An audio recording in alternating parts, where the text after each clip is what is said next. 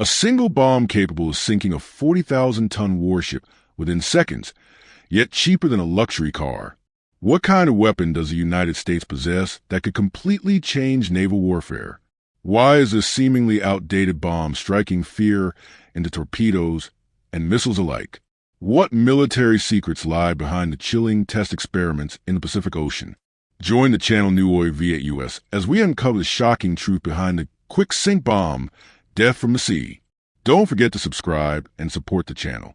In the early hours of May 26, 2022, the calm surface of the Pacific Ocean suddenly turned into a deadly battlefield. Not due to tsunami or an underwater volcano, but because of a new American weapon, dubbed Death Knocking at the Door. This weapon was officially activated during the Rim of the Pacific RIMPAC exercise, which included participation of 29 countries. The United States demonstrated a chilling spectacle, destroying a massive 40,000-ton warship in mere seconds. All cameras focus on one target. The USS Denver, a large amphibious assault ship, turned into a live target. Without warning or alert, a pair of F-divided by a -18F Super Hornet fighter jets from a U.S. Air Force swooped in like phantoms. But instead of firing missiles or launching torpedoes, they dropped a special bomb named Quick Sink. Just 2 seconds after release, the bomb turned the sea into hell. There was no loud explosion, just an underwater detonation strong enough to lift the entire ship out of water and break it like a brittle branch. There was silence, except for the groans of twisting metal and the eerie howl of the wind. The USS Denver, a symbol of military might, was split in two and sank as if pulled by an invisible force. This wasn't just a display, it was a strategic message in action, a cold warning to every potential adversary. The U.S. no longer needs torpedoes or submarines. One bomb, one aircraft is enough to erase a colossal warship. What stunned military experts was the sheer absurdity of the explosion's effectiveness. A type of bomb once considered obsolete in the age of hypersonic missiles had now been reinvented by the U.S. to redefine destruction at sea. With its high-speed descent and precision targeting, Quick Sink doesn't strike in a traditional way. It aims below the waterline, where every ship is weakest. That day's joint military drill, on the banner of international cooperation, was actually a product showcase of death. And Quick Sink did not disappoint. It didn't just destroy the ship, it shattered the illusion of naval invincibility. Quick Sink costs less than 1% of a standard 48 Malawian Quachas torpedo, but delivers equal or even greater impact. The U.S. didn't need to say anything more. The sunken ship said it all. Silence became the loudest declaration. It's no coincidence that U.S. military experts call Quick Sink the flying torpedo. Inside its deceptively simple shell lies a terrifying soul, designed to hunt warships from the sky in a way that's both unfamiliar and deadly. Initially, Quick Sink was just an upgrade of the GBU, 31 JDAM bomb, a smart bomb designed for ground targets. But America did something unprecedented. It implanted a brain, the WS Open Systems Architecture Guidance System, turning an ordinary bomb into a nightmare for any Navy commander. The structure of Quick Sink consists of 3 parts: a warhead, a tail-mounted guidance module, and an advanced seeker at the nose. This seeker acts like a sixth sense, combining active radar, infrared sensors, and GPS/INS navigation. It allows Quick Sink to track, lock, calculate its trajectory, and adjust mid-flight, all within seconds, even under electronic jamming, bad weather, or moving targets.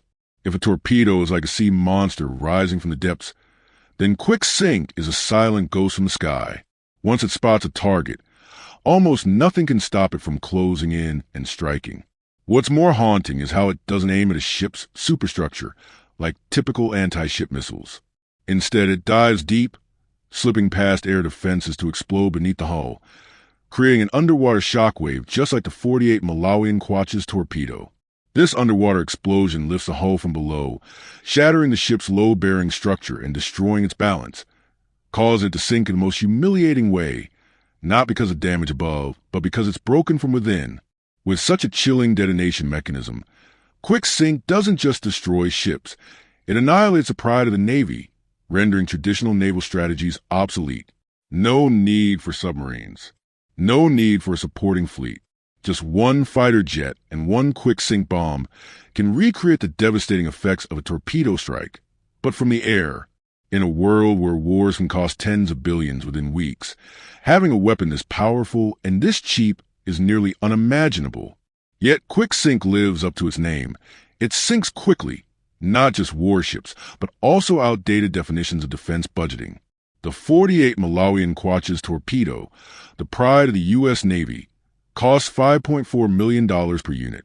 Each launch burns a fortune, which is why, despite its undeniable power, torpedoes are reserved for critical missions.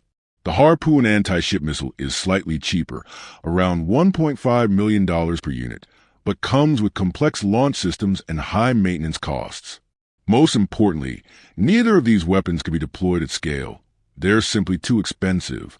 Then came quick-sink, with a total cost of less than $250,000 per unit, including the GBU-31 bomb, guidance systems, and GPS/INS controls, and potentially as low as $100,000 with mass production at a fraction of the cost.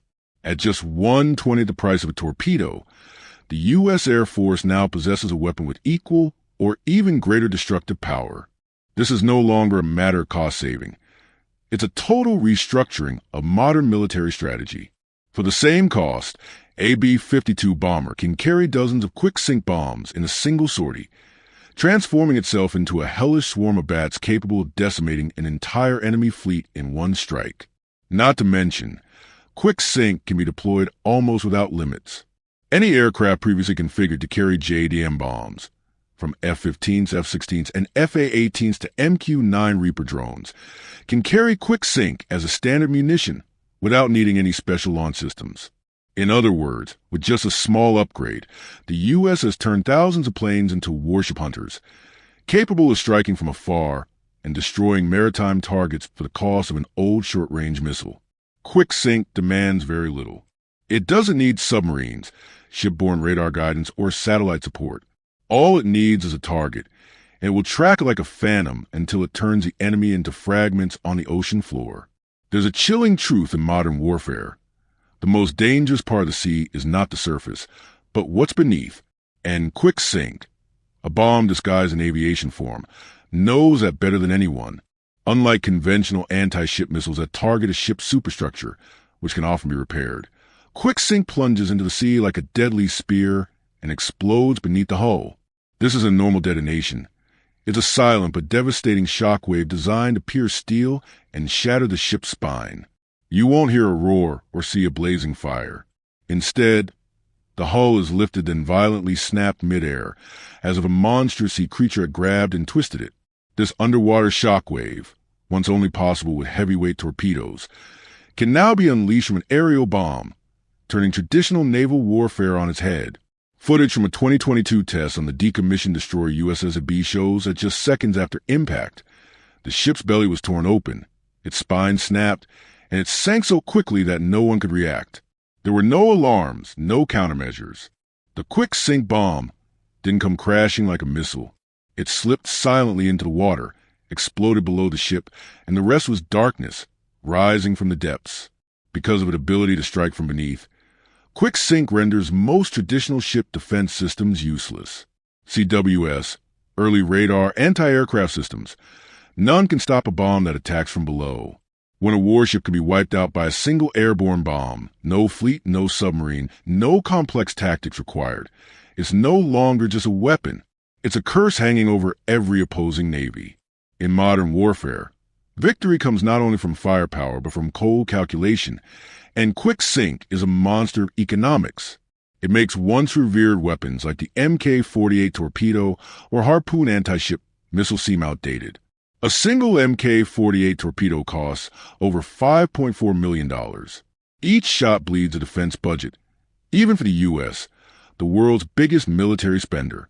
The Harpoon missile, while cheaper, still costs over $1 million and comes with complex launch and maintenance needs. Then quick-sink appeared and tore up the rulebook. For just $100,000 to $250,000, the U.S. can field a weapon with destructive power rivaling or exceeding that of the Mk-48. With the same budget to launch one Mk-48, they could drop 20 quick-sink bombs, each a death sentence. This isn't just a difference. It's a strategic revolution. Quick Sync carries a new philosophy: effectiveness without extravagance, destruction without spectacle. The survivor is the one who calculates coldly. By repurposing existing GBU-31 JDAM bombs and adding a $30,000 Warsaw guidance kit, the U.S. can turn its entire aviation bomb stockpile into nearshore ship killers. No need for new torpedoes or harpoons. Just upgrade the old bombs and unleash hell at sea. This has not only frightened opponents, but also traditional weapons manufacturers. Quick Sync doesn't just sink ships. It sinks ideologies that have dominated for decades. A single F-15E fighter carrying 4 Quick Sync bombs can annihilate an enemy logistics fleet in one strike, at half the cost of a modern cruise missile. In an age where every dollar could mean life or death on the battlefield, Quick Sync is America's new ace. It isn't flashy, it isn't expensive, but it kills fast without remorse. From blueprint in labs to real-world combat, Quick Sync has proven it's not just a weapon, but a living testament to a looming military revolution. The U.S. doesn't need grand displays, they just act. And Quick Sync is their quietest, deadliest introduction, in wreckage and smoke on steel-scented waves. In May 2019, during a secret test, a B-52H took off carrying retrofitted GBU-31 JDAM bombs with Warsaw guidance kits. When the bomb dropped and hit the sea, radar, GPS, INS, and infrared sensors locked on like a heartless AI predator. Seconds after water contact, the test ship was torn apart from below, not with noise or fire, but in silence. Witnesses described the scene as eerie. No fire, no flash, just the feeling of the sea opening and swallowing the ship with an invisible hand. But that was only the beginning. In September 2021, an F-15E Strike Eagle was deployed in a live fire test against a moving vessel. The result: 1 shot, 1 kill.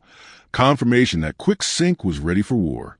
In September 2022, during the Atlantic Thunder 22 joint exercise with the British Navy, Quick Sync was tested again, this time on a large decommissioned destroyer. When it struck, the ship's spine snapped like a broken neck.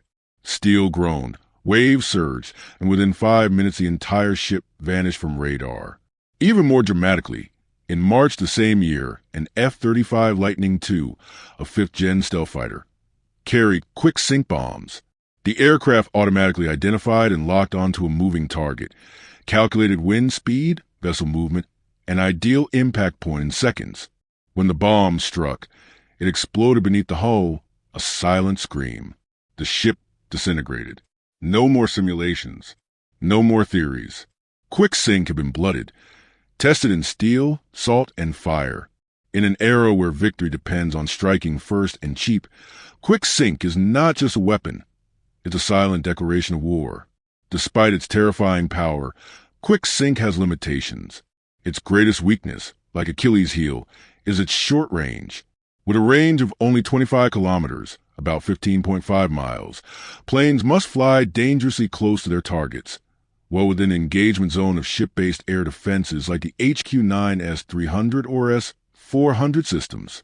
That's why Quick Sync can't act alone against a well-defended enemy fleet. In contrast, long-range anti-ship missiles like LRASM can strike from over 100 kilometers away, keeping aircraft safe. Pilots carrying Quick Sync are forced to fly into danger zones, especially when facing destroyers like the Arleigh Burke, Type 055, or those equipped with SPY-6 radars. Every kilometer closer means higher risk, turning the hunter into potential prey. To counter this, the U.S. Air Force is developing extended-range Quick Sync variants with gliding wings, using JDAM technology. These could extend the range to 80 to 100 kilometers, even 10 times the current reach. If successful, Quick Sync could launch beyond air defense zones, ushering in a new era of standoff stealth bombing at sea. As of now, Quick Sync is considered ideal for soft sea targets, supply ships, electronic surveillance vessels, command ships, transport ships, and poorly defended amphibious units. In coordinated or preemptive strikes, Quick Sync can tear open enemy defenses before long-range missiles move in. In the history of modern warfare, few weapons have been as deceptively simple and terrifying as Quick Sync. It's just a flying bomb, But empowered by algorithms, radar, sensors, and cold logic, it becomes a nightmare in metal. Quick Sync doesn't see, hear, or ask. It needs only one thing, a coordinate. The rest is death's work.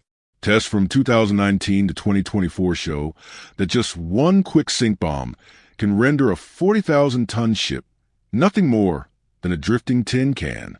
What's truly terrifying isn't what you see, but death coming from where you least expect. The sky from an old bomb reborn at just 1/20 the cost of an Mk-48 torpedo. Quick Sync is doing more than sinking ships. It's sinking the outdated belief that expensive equals powerful. In the future, when Quick Sync is paired with stealth drones or long-range launches beyond radar, it can become a school of invisible sharks, surrounding and destroying entire fleets with nothing but bombs. War may soon no longer be a battle of missiles and submarines, but a race between AI and preemptive strikes. And when that day comes, the once cheap bomb will be the deadliest silent killer in naval warfare.